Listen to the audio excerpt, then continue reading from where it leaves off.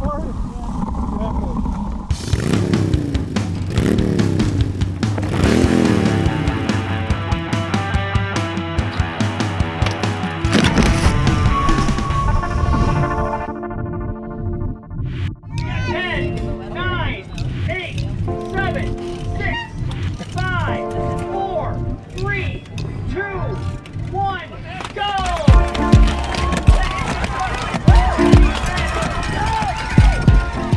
Where to start on this race?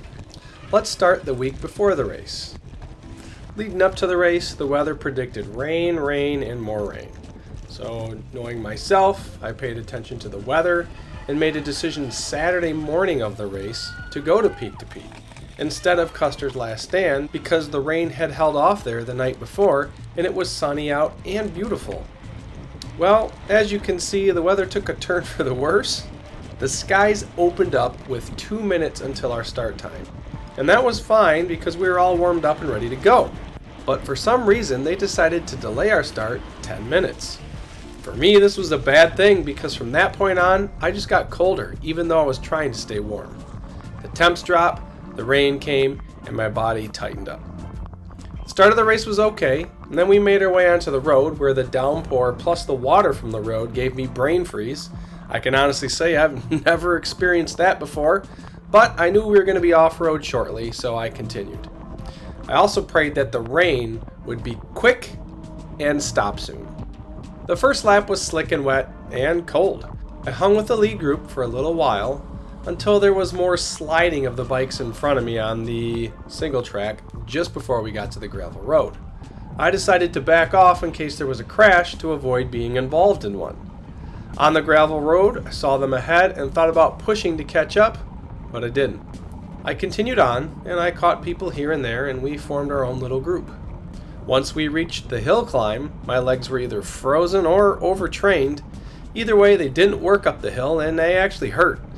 I'm guessing it was a combo effect from the cold and possibly riding too much. The group I was with pulled away from me on the hill, and I was alone. On the way down the hill, everything on me froze. On the second lap, my brain and body kept telling me to quit because it was so cold. So cold I couldn't shift my gears or work my suspension because my hands were frozen. This was due in part because I was not working hard enough and it was still raining and very cold. I also didn't know if my bike would have shifted anyway, as the sound of the drivetrain was horrific because of the amount of mud on it. The second lap was the worst trail conditions of the race. A muddy ice rink on the single track and the fear of sliding into a tree with a frozen body didn't sit well and caused me to be cautious. I still pressed on, and the third lap actually turned out to be the best lap for conditions of the race and was actually faster than my second lap. I felt like I wasn't working as hard as I did on the second lap though, and I was lucky enough to find a group again to ride with for some of that lap. And then again, at the hill, was dropped by the whole group because the legs just, they wouldn't work. In the end, I was still happy to finish this race. This race for me was harder than the polar roll that I've done, but it was not harder than mountain biking nationals at Winter Park because of the breathing difficulty at the elevation when you're racing between 9 and 10,000 feet. Enjoy the footage that I have here that I was able to get. Over 2 hours of racing, I have just under 13 minutes of race footage.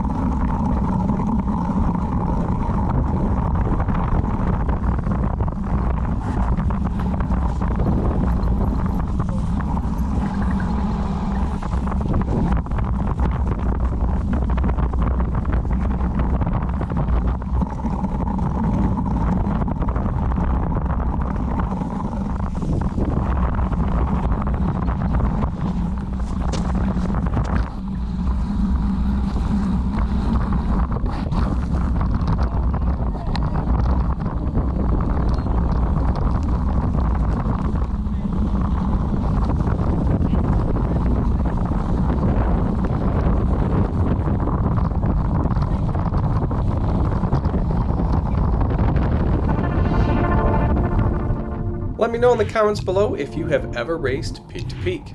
Also, have you raced in super muddy conditions before? And what are your thoughts? I'll be honest, if this happens again at the start, I will choose not to race in these kinds of conditions. I'll have a link in the description to the cool bike books that I've read and to the GoPro I use.